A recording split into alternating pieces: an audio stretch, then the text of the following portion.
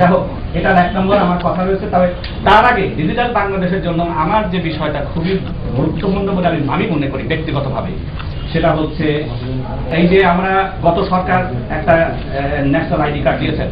এই national ID কার্ডগুলো শুধু গুটি কয়েক ভোটারের জন্য করা হয়েছিল এবং কিছু ব্যক্তিকে দেওয়া হয়েছে, মেবি 50% আমরা পেয়েছি, বাকি 50% দেওয়া অতীব জরুরি এবং এটাই ডিজিটাল বাংলাদেশের প্রথম পদক্ষেপ হওয়া উচিত বলে আমি ব্যক্তিগতভাবে মনে করছি। এটা রেকর্ড হলো। এবং দ্বিতীয় যেটা, শুধু কাগজে কলমে একটা কাগজ দিলে করা লাভ হচ্ছে না যদি এটা ইমপ্লিমেন্ট না করে। অর্থাৎ এই কার্ডটা না হলে স্কুলে ভর্তি থেকে শুরু করে ব্যাংক অ্যাকাউন্ট করা থেকে শুরু করে চাকরি থেকে শুরু করে ইভেন রিলিফ পাওয়া পর্যন্ত এই জিনিসটা ব্যবহার করতে হবে।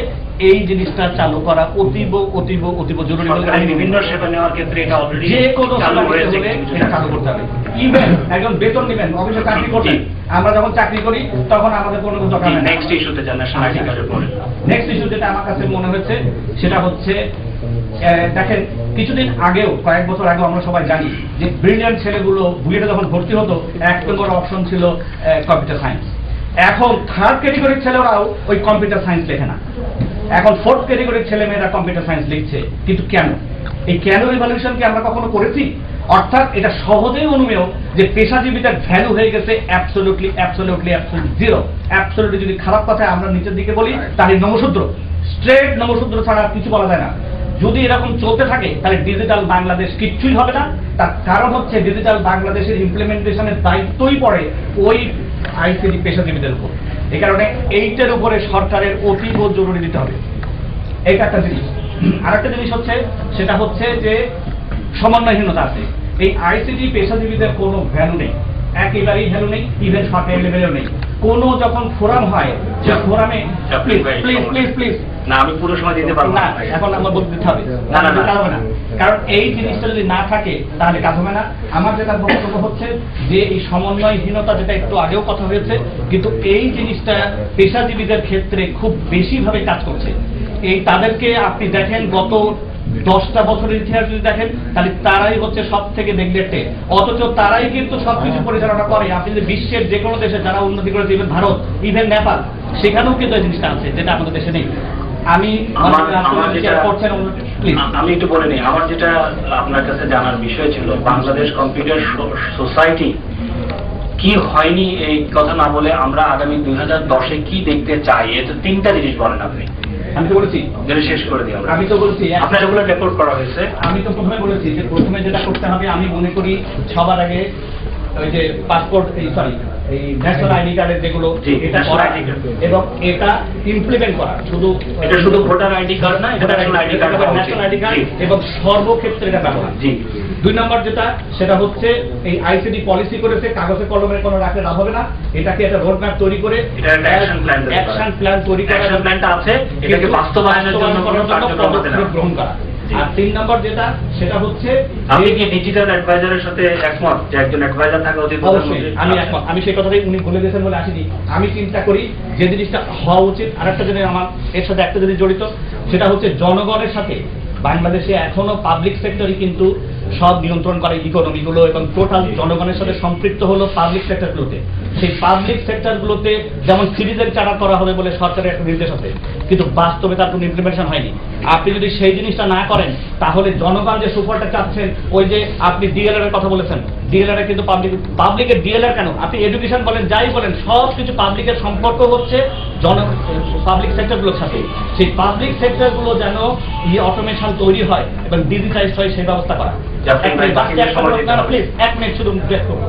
কিন্তু প্রবলেম হচ্ছে যে এইখানে কিছু কিছু পদক্ষেপ গ্রহণ হয়েছে, কিন্তু যেহেতু ডিজিটাল বাংলাদেশ বর্তমান সরকার করেছেন তাতে তৈরি হয়েছে, কিন্তু সমস্যা একটা জায়গায় তৈরি হয়েছে। সেই সমস্যাটা প্লিজ আমি হাইলাইট করতে বলছি। আমি বিভিন্ন ফোরামে বলেছি, পিএম অফিসে বলেছি, ইউএনডিপি সেমিনারে বলেছি, সব জায়গায় বলেছি। সেটা হচ্ছে এই পাবলিক সেক্টরগুলো কিন্তু আইটির লোকের অবস্থা অতীব অতীব অতীব খারাপ। একটা এক্সাম্পল দিলেই আপনারা বুঝতে পারবেন। এই যে লোকাল গভর্নমেন্ট ডিভিশনে একটা ভালো পদক্ষেপ নিয়েছে, সেটা হলো জন্ম নিবন্ধন করা এবং এই প্রজেক্ট খুবই ভালো প্রজেক্ট এবং অনেক সাকসেসফুল হয়েছে এবং ওই যে কটা যে পাইলট প্রজেক্টে করা হয়েছে সেখানে ভালোভাবে কাজ হয়েছে, আমার তথ্য ভালো করে জানা আছে। কিন্তু ওনারা এখন চিন্তা করেছেন যে এই প্রজেক্ট আগামী জুনের 30 তারিখে শেষ, এখন এটা বস্তাবন্দি হয়ে যাবে। কিভাবে হবে তার কোনো পরিকল্পনা নেই, তাহলে এটা লাভটা কি?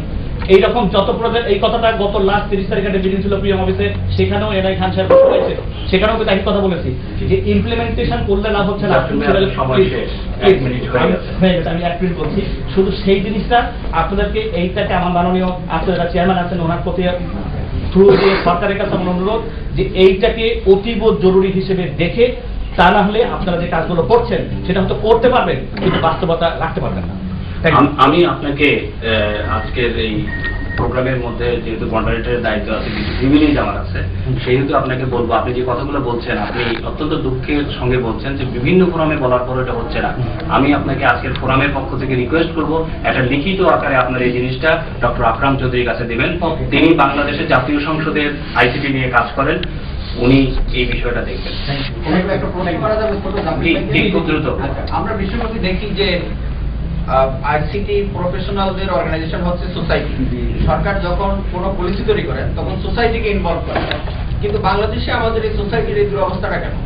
ওই যে একটু আগে বলেছি যে এটা তো সোসাইটি, আপনি কিন্তু পৃথিবীতে সবকিছু কিন্তু one way traffic, two way traffic. আপনি যদি আমাকে দেন, আমি আপনার, আপনি আমার, আমি আপনাকে, আপনি আমাকে দিচ্ছেন, আমি আপনাকে কিছু দিচ্ছেন, তা কিন্তু হয় না। এটা নিয়ে আমরা আরেকটা আলোচনা করবো যে ফাহিম মাসুদ বিডি জবসের সিইও, আমরা জানি বাংলাদেশে ই কমার্সের একটা role model. Fahim Masud ICT policy নিয়েও কাজ করেন। আমি ওনার কাছে জানতে চাই 2009-এর বাংলাদেশ কেমন হলো, ডিজিটাল বাংলাদেশ, আর 2010 উনি কিভাবে দেখতে চান? না, আমি মোটামুটি তো অনেক কথাবার্তা হয়ে গেছে, বেশ আমরা সবাই কি চাই, কই দিতে চাই সেটা কিন্তু আমরা মোটামুটি এখন বলছি, অনেক রোমান্টিক কথাবার্তা হয়েছে, সুন্দর সুন্দর কথাবার্তা হয়েছে। আমি আসলে এগুলো সব এফেক্ট, আমি একটু সাইড এফেক্ট নিয়ে কথা বলতে চাই, মানে আমাদের কি বিষয়টা ভবিষ্যতে আসতে পারে। হ্যাঁ, কারণ এখনো আসলে বেসিক্যালি রিয়েল বাংলাদেশে একটা হানিমুন পিরিয়ড চলছে এবং সবাই ইলেকশনে আসছে এবং 1-1.5 বছর হানিমুন পিরিয়ড ওভার হওয়ার পরে অনেক কিছু করবে।